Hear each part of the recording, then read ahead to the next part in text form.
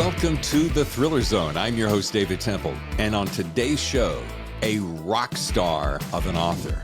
I mean, the personification of literally a rock star.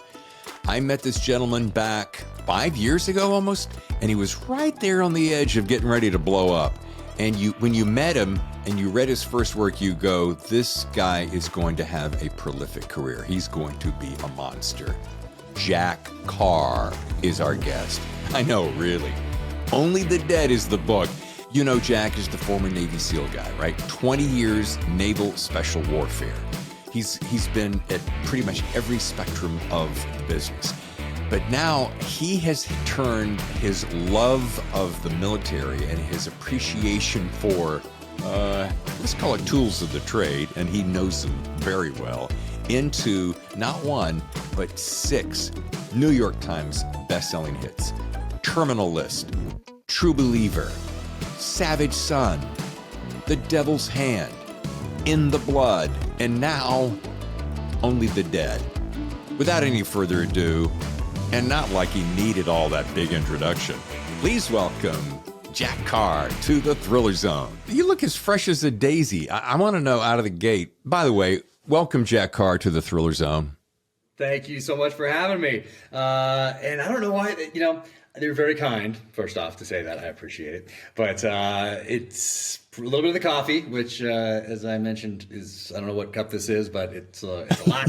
But a lot of it, I think it's just loving what I'm doing. I just love getting up every morning, and there's not a morning where I'm like, and I felt like that in the SEAL teams, feel like that today. And that's just, yeah. So I think that helps. But a lot of it might be a disguise, might be the enthusiasm that might be making up for the exhaustion. I think there's something there because every morning it's shot out of a cannon, it's juggling those kids, getting them to school, everybody fed to school, dog fed, dog walked, all the rest of it. Lots of inputs, lots of texts, lots of direct messages, lots of emails, a schedule that is packed. We're trying to figure out, especially in the lead up to book launch, figuring out where to do some other things in there and when to write, which kind of goes by the wayside during book launch month, essentially. So it's go, go, go. But I think it's the enthusiasm definitely masks the exhaustion. I think it's a good Well, you wear it well. And speaking of wearing, I couldn't help but break out a little bit of my Jack swag for the show. Thank you. Matches my hat. I love it. I sincerely appreciate it. That is awesome. Yeah, people seem to really like the merch, and I have some whiskey stuff some more whiskey stuff dropping here pretty soon. Some different glasses and flask and a few other things. Good to know your audience. The whiskey stuff is extremely popular. Yeah, and Jack, I want to give you huge props out of the gate. I don't know if you don't know this about me, but I was a QVC host at one time, and being able to watch you and your swag and your online store is off the charts. I mean, there's no better pitch guy, and I mean that with all respect, no better pitch guy in the business than you. Well, I appreciate that, and it's it has to be on par. It has to be me. It can't be like, oh, should I have some swag? Maybe. What's a company that does that? Oh, they do it. Oh, okay. I connect. They send me a list of things. I click t-shirt. I click hat. I click tumbler. I click whatever. Dog bowl. Yeah. Okay. That's it. And you're done. Like, that's not it at all. It's all very personal. Everything that goes into it is I try to support veteran-owned businesses as much as possible, try to do made in the USA as much as possible. And all that stuff in there has some sort of a link to me, whether it's personal or through someone who I know, through their company, through a veteran, or it's something just that I like because it's kind of on par with what the things that I like. Which typically all my life, even when I had zero money, I liked things that were, I don't know, not trash, I guess. Right. I don't know the best way to put it. I don't know. I never really thought about, how something was out of my price range. I was just always like, oh, one day I'll be able to get that, or I want to be able to I want to have that option anyway. That's it. Sure. Well, last time you and I were actually eyeball to eyeball was Thriller Fest 2019. Was it Thriller Fest 2019, or was it book signing in San Diego right after that? Well, I remember. Could it have been San Diego first? Either way, it was pretty close to each other. But you were right there on the precipice of like blowing the hell up. And I mean, it's just, and I love Tammy and I sit back and we watch from a distance. It's been it's 5 years and change now. Yeah, by the way, big thanks to Warwick's Bookstore in La Jolla. Yeah. Amazing. But it's 5 years and it's been meteoric. And I'm like, what is life like? I mean, sure, yes, we're going to get to this beautiful, gorgeous, hefty tome of what I want to say is like, what has this ride been like? Because we're just out here going, oh, thank you. Well, you guys have been amazing, and you guys have been, a part of this journey from the very beginning. From the first time that you reached out, or I reached out, however that happened. Like, you've been with me from the beginning, and I sincerely appreciate all the support and encouragement. I don't really have a chance to think of it in those terms, though, as far as your question goes, because even when no one had even heard of me and I hadn't sold one book yet, I still woke up and still was working all through the day. So that's not changed at all. I mean, some of the inputs, like there's more emails, there's more text messages, there's more people asking for things, certainly, but the day isn't any less busy. It's just, some parts are a different kind of, but I still manage to fill that day and try to live it to its fullest. So I don't really sit back and look at it in those terms. I just know there's another book to do, book 7, launching this book here, book 6. I have a nonfiction book in the works. So I'm working on that with a historian and Pulitzer Prize finalist, James Scott, amazing guy. He has 5 books out, most on World War II. wow. So we're researching the 1983 Beirut barracks bombing. That comes out in a year and a half. Have the podcast, have the show, although it's pencils down on the show right now because of the writer's strike, but we're doing a spin-off and then rolling that right into the second novel, True Believer. And there's some other projects that haven't been announced yet in the works as well. So it's just go, go, go. But it's always been go, go, go. I can't remember a time in my life when I didn't get up and go, go, go. All right. Well, listen, since it is we're talking to Mr. Go, Go, Go, and I only get 30 minutes of your time, I want to squeeze in as much as I possibly can. Let's do it. Because I've been coming after you for a while. So listen, first of all, so happy for you. Could not be happier for you. I mean, of anybody I know that deserves it, it's you. You live it, you love it, you learn it, and you do it. So huge props to you. No, I appreciate it. I want to say, when we get to, where do I even start with Only the Dead? And I've got all your books. They're all stacked up on the shelf behind me. I always try to be careful, Jack, because I'm kind of a no BS guy. So I don't go around throwing accolades just for the fun of it. But I think this is your best one. This feels to me the best one yet. Yeah, I'm thrilled to hear that. Thank you. Because you never know. You work on something for a year and a half, and then it's like a painting or a sculpture, and then you bring a bunch of people into a room, let's say if it's 200 years ago, and then you pull the sheet away, and then you might hear a bunch of like gasps of horror about what you created and spent the last couple of years on, or back then, 5 years of your life, 10 years of your life, 20 years of your life. So it's similar in that you don't know. You have when you're putting the work in, you're putting the work in. That's what you know, that all of your heart and soul is going into it. But you don't know really how it's going to be received because I'm not writing it. I'm writing it for the story. I'm not writing it sure. like, oh, this fan last time said this, or this reviewer said this. Like, no, I don't do any of that. It's all about the story because people are trusting me with their time. They're never going to get that time back, and that's something I take extremely seriously. So the first review, when I saw that first review hit, I was like, a little bit of a relief, and then a bunch of other ones have come in since then, and they've all said it's the best one yet. So that's very humbling. Yeah, and it's got everything, and I've got so many things to say. I mean, you're talking politics, COVID, cryptocurrency, Russians, traitors, espionage, and that's only up to chapter 10. I mean, you're just coming out of the gate blazing. But and this is going to sound a little cliche, so bear with me. But it's like I'm watching with one eye I'm reading the book, and the other eye I'm watching television because for fear of sounding like some kind of a cliched soundbite, it is like ripped from the headlines. While you're reading it, you're going, "Wait, didn't that just happen yesterday?" Or wait, isn't that happening like right now? I mean, that's timely because I know that you've been working on this for so long, and so this was in the works back away. So Yep. Yeah, over a year ago. So as I'm writing one, I take little notes, I have a folder that are just ideas about where to go with the next book, things I want to include in the next book somehow. So I have a folder going as I'm writing the current novel. So over this last one, I had that same folder. So now I'm taking all those ideas and putting them together and figuring out, because this one, for those who've read it, I tie up a lot of loose ends in this one. So that really opens the door to where things could go next. After the last one, there's like one way it's going to go after the landing of the last book. This one, there's a lot of options out there. So I'm distilling all that down right now and getting my one-page executive summary together about where I want it to go, and then that'll turn into the outline and then into the narrative. Let's take a short break and come back with more Jack Carr right after this. This is Jack Carr, hanging out with my buddy Dave Temple on the Thriller Zone. Enjoy. The best thrillers, the Thriller Zone. And now back to the show. All right, so as we pick up on Only the Dead, so James Reese is back in the shit, but this time it's a slightly different flavor, so to speak. And so in the interest of time, and so that I don't give away too much, there's going to be a couple things I'm going to tickle here, Jack, in a second, but make sure that I don't do it the wrong way. Can you give my listeners just that little thumbnail, kind of that elevator pitch of what this book is all about? Yes, I can. And I've had a theme that guides each of the novels to date. I find it's very helpful to have a title out of the gates. I'm not wasting bandwidth worried about coming up with a good title. So even if it's a working title, it's on there. A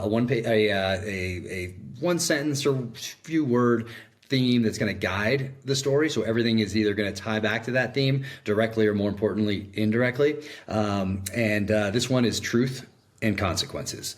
And so if it sounds like there's kind of a very final tone in my voice as I'm saying that, there's probably a good reason for it. So this one is truth and consequences. And I don't want to give away too much because there are some things in here that people aren't expecting. I've been setting things up for a while now, just like I was setting up here's a spoiler alert. So stop listening if you haven't read the last book. What was going to happen to the president? That's a better way to put it. What was going to happen to the president in the end of the last book, I'd been setting up for two previous from the previous novel, and at the beginning of the last novel of In the Blood. So if people are paying attention, they'll see that it wasn't like out of the blue. People say it was a shock. Well, if you go back, there are some very big hints in there from the president himself that was going to be how the book was going to end, or that was going to be how he was going to end his presidency.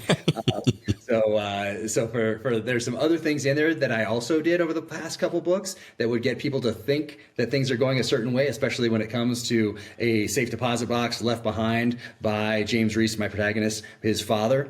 And so I've kind of left little things here and there for those paying attention where they think it's going to go a certain way.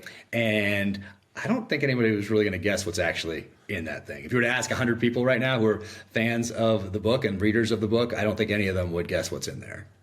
No, not at all. And that was so much fun in the reveal. But, what I love and what we've always come to expect on your books, you've got the tools of the trade, no surprise there. You got plenty of action. Yeah, it wouldn't be a Jack Carr book without that.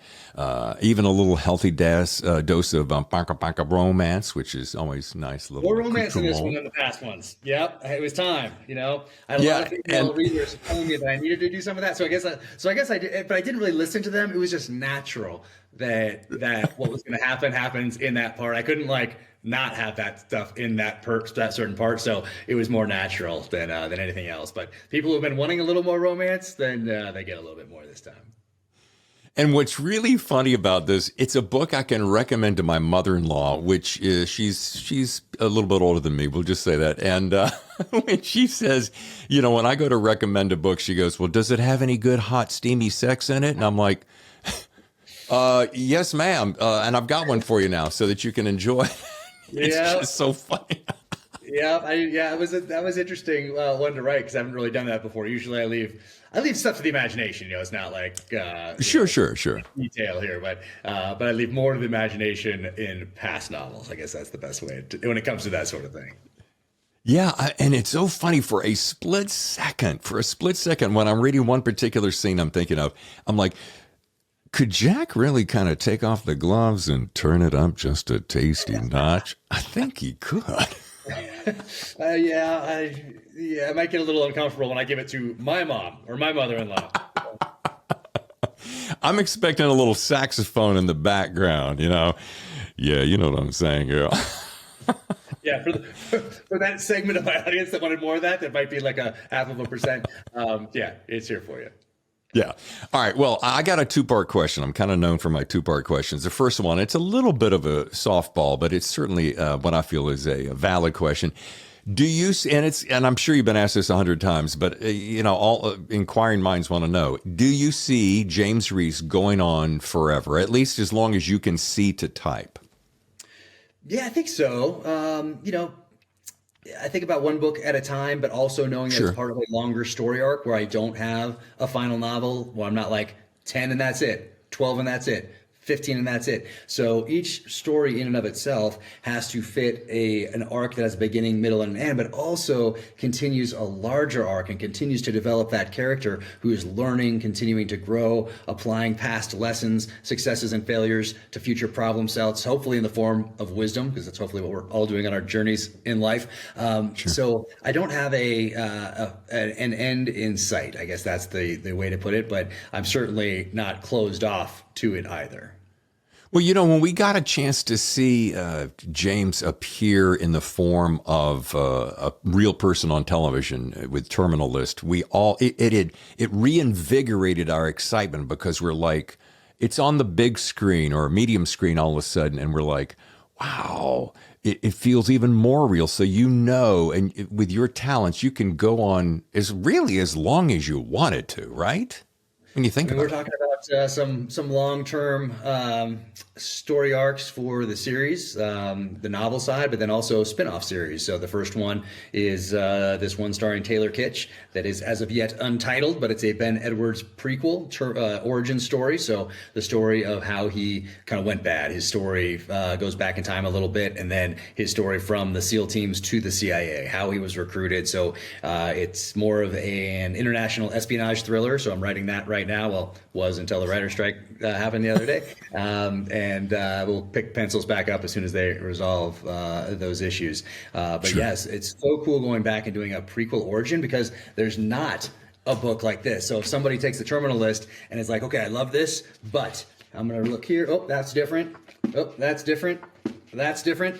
I hate it. That's not an option with a prequel, because you're creating it out of whole cloth based on characters, and you're going back in time. There's a couple of touch points with things that I've mentioned in the novels, but essentially it's its own storyline that I'm creating with co-creating with David DiGilio, who is the showrunner of the Terminal List. And for those listening, a showrunner is like a director in a major motion picture, because he's juggling multiple directors in series television. And he's just a fantastic guy who I've talked to every day since December of 2019, when Chris Pratt and Antoine Fuqua first put us in touch to start building this thing out. So anyway, so there's spin-off. That's the first one. Taylor Kitsch starring Chris Pratt in 3 of the 7 episodes, and then we'll roll right from that into True Believer with Chris Pratt in every episode for True Believer. But it's a lot going on.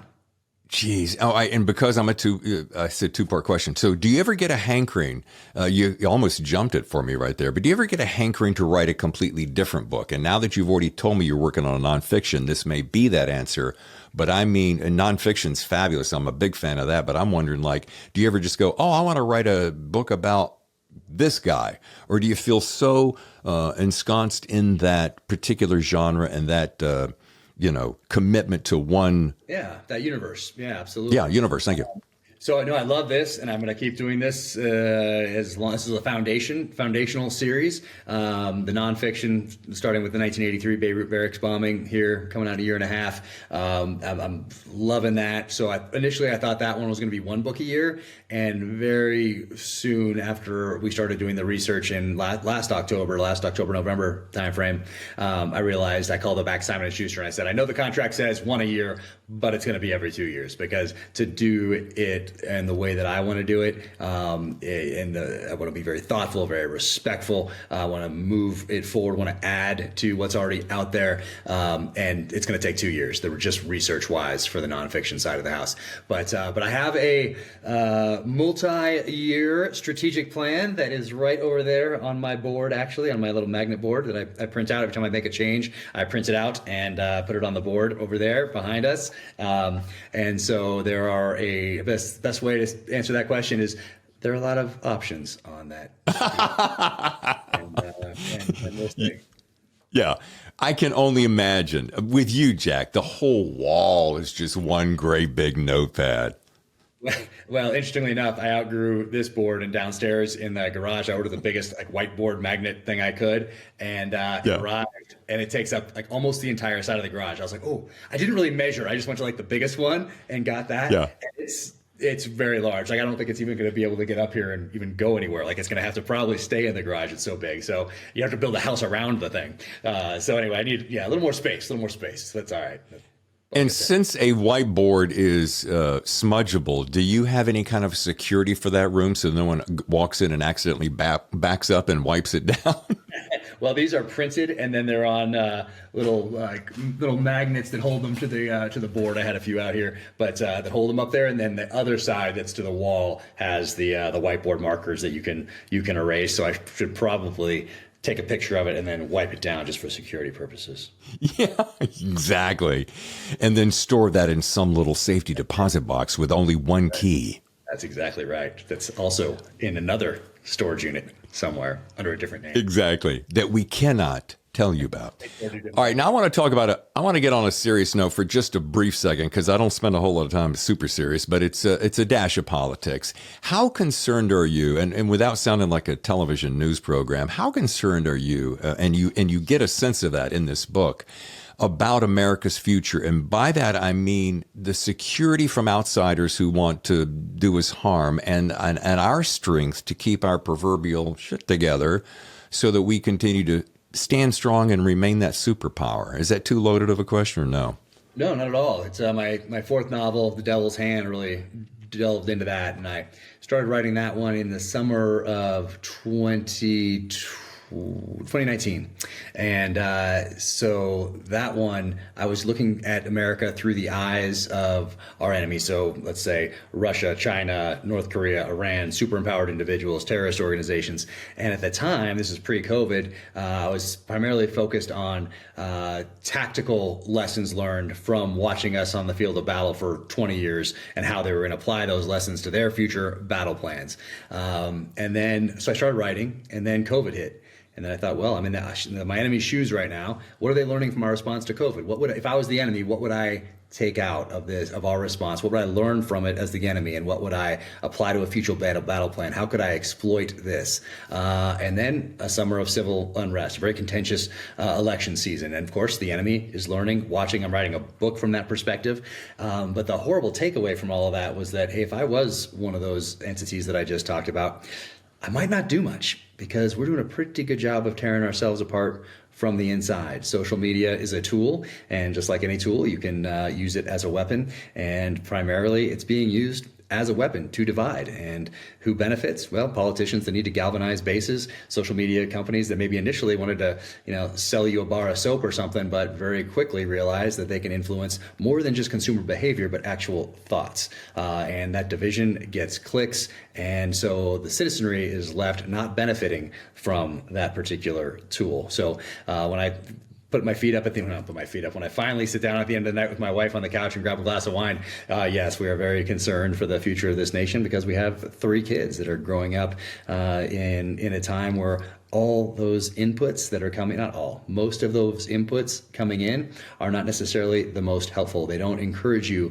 to, let's say, go back in the pages of history to really understand an issue before passing a judgment on it, or before voting on it, or before retweeting something from someone else who probably also didn't put in the requisite time, energy, and effort into understanding the issue. Asking the why, realizing that the decisions we make today aren't for us, it's for our kids and our grandkids, for those future generations. And what do we owe them? Well, at least opening a book and understanding some of those foundational elements that pertain to these issues, and also appreciating the ability to even do that, the sacrifices that were made so we can have these options and opportunities that we have today. All those sacrifices that were made from the inception of this country up through today, that gave us all of these freedoms. And we were just as out of respect for those people that sacrificed so much, hey, maybe take a breath and do a little study on your own before getting manipulated by either a social media company or a politician to get you to take a certain action, because it is all about manipulation. That might sound cynical, but it is. No, and I'm telling you what, and if you don't mind, I would love to read this once. It's literally one sentence down here on page 498. And if it somehow jacks it up in some way you don't like, I'll cut it out. But this right here really caught me because, I mean, I highlighted it, and I hardly ever do that to a book. But when it's something that really just slaps me in the face, I'm like, bam. And it goes, of course, James is talking to a gentleman. Commander, I believe we share a belief in the country is at a crossroads. And then James says, yeah, you sound more optimistic than me. And he goes, that's the political way of saying, I don't know if we can save it. The lobbyists, big tech, the defense industry, pharmaceutical companies, they have real power, real control. The people, as you correctly noted, get manipulated and taxed with no recourse other than to vote. But that vote means less and less the more power and control these corporations accumulate. Yeah. It's very therapeutic to write some of these sentences, passages as well, not just when it comes to creating bad guys. And it seems like politicians and so elected representatives and the bureaucracy that they're a part of and the senior level military leaders out there give me a lot to work with when it comes to creating bad guys. And now the whole ecosystem where there is a significant overlap between the political class, the bureaucracy that stays in place regardless of who's in office, and the lobbyists for pharmaceutical industry, for military industrial complex, for big tech. There's a lot of overlap in all of that. It's a gigantic ecosystem that is so powerful now just because of its sheer inertia that standing up against that is difficult. But James Reese gets to do that in ways in the novels that would put you in prison for the rest of your life if you were to actually do some of these things. But that also makes it very therapeutic for me to write. Yeah, no doubt. And, this book is a little bit darker than I remember some of the other books being. There's some violence going on that even for James Reese, I'm like, wow, he's taken it to a new level. Yeah, and I didn't start out like as part of my one-page executive summary or part of my outline or just part of my thought process as I went into this one. I didn't start off saying, you know what, this is going to be my longest novel and my most brutal. Like, that's not part of it. It just naturally happened that way. And I don't have a length in mind. I kind of thought that by book 6, I'd get a sense based on my outline for how long it was going to be. And I thought, this will be about 115, probably 120,000 words when I'm done. Blew right by both of those, blew right by 125, right by 130, right by 135. So this one's hovering right at 139,000 words. So it's a thick book that can also act as a doorstop or a blunt impact weapon, if need be. But it's also the most brutal. But that just came about naturally as part of the story. And it is pretty brutal. Well, I want to give you one little warm and fuzzy here before we, because I'm really trying to watch the clock. We got a couple more things to do, but I just wanted to say one thing, folks, that I've always admired about Jack. Tammy and I talk about this often. I mean, besides the books and the podcast and the marketing savvy and the way he loves and protects his family, we were talking one day, we heard or saw something, Jack, where you were talking about one of your children with special needs and how all of this work, all this books, all this marketing, everything is to ensure that they're taken care of and never have to be a burden on anyone. And we both just turned to each other. And for some reason, that just really washed over us. And I suppose part of it, I have a learning disabled nephew, and he's in a very, very precarious health situation right now. I mean, like, bad. And so we were just talking the other day about how important we see that and how much we respect that in you. And I just wanted to say that besides just being a massive talent, just what a solid dude you are. So... Well, I appreciate that. Thank you. And so sorry about your nephew. That's so tough on everyone. But our little guy needs a lifetime of full-time care, and that's expensive. So if I go out and get hit by a bus tomorrow, I want to make sure that he's taken care of. So I still think I'd work hard regardless, but that's a little bit extra inspiration every morning to get up and do everything to the best of my possible ability because and he's a sweet little guy. We're lucky that he's a sweet little guy, but that's a lot of work. And he has a brother younger and a sister older. So he's right in the middle there. But my mission as I was getting out of the Navy, it was very clear to me, was to take care of him and make sure he's taken care of for a lifetime of full-time care. My passion was writing, and so merging those things together to find purpose going forward, that was what I did. But if it's kind of like going that extra mile in the race. It's not about maybe it's not about you, maybe it's about somebody else, and in this case it's about our middle child. And he's a sweetheart, but he's he's a lot of work though, that little guy.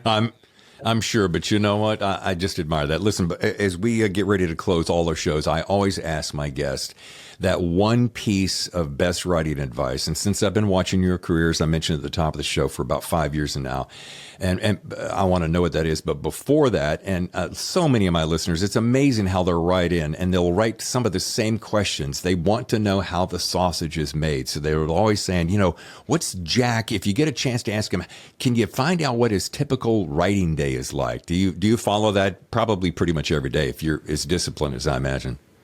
Well, it's work every day of some sort, but today it's all interviews, and that means that what really gets me, I don't know if it's for everybody, but for me anyway, what I need is uninterrupted time writing. I need a place that's quiet. I don't need a nice view. I don't need anything like that. I can just be looking at a wall. It's fine. But as long as it's quiet and it's uninterrupted, those are the two things. So if you're jumping from interview to interview throughout a whole day, that's not part of the secret sauce, but it's part of the whole thing. And I love talking about books. I love talking about reading. I love talking about writing. So I don't have an actual schedule where I'm up and now I'm working and it's 6 to whatever, and then I have a break and then I do this and then I do what. No, it's the needs of that story. So for this one, I pulled 3 all-nighters on this one because no one's interrupting me between 10 at night and 6 in the morning. Harder to do on this book, and it was over about a week and a half. Just as I get older, it's harder to do, so I want to minimize those going forward. But it'll be just write all day. My longest writing word count this time was my record, and it was, I want to say, 56 or 5,800 words. That was a long day, but I love it. So it's not like I'm dreading any of it. I absolutely love it. But this one ended up taking longer. That's what the story took. It's not like I get to 100,000 words and I'm like, oh, that's about what these books are. Time to wrap it up. No, it's whatever the story takes. And I'm very fortunate that I have some very flexible deadlines, I guess is the way to put it. And I always have, because I'm not going to rush to make a deadline. I'm not going to rush, but I'm going to keep going. And it's with the needs of the story, whatever it requires to make that story the best it can possibly be. And if I'm still going, we can push a pub date, we can do whatever, but I'm not going to shortchange the reader who's trusting me with that time that they're never going to get back. So all my energy and effort, all my heart and soul is going into every single word that's in any of these novels, or any single tweet or Instagram post or blog post. Because once again, that's still time that people are trusting me with. So it's, so I don't have, maybe someday I'll get to that point where I'm like, okay, I'm going to get up and I'm not doing anything until 2:30 in the afternoon, and I'm going to write up until then without interruption.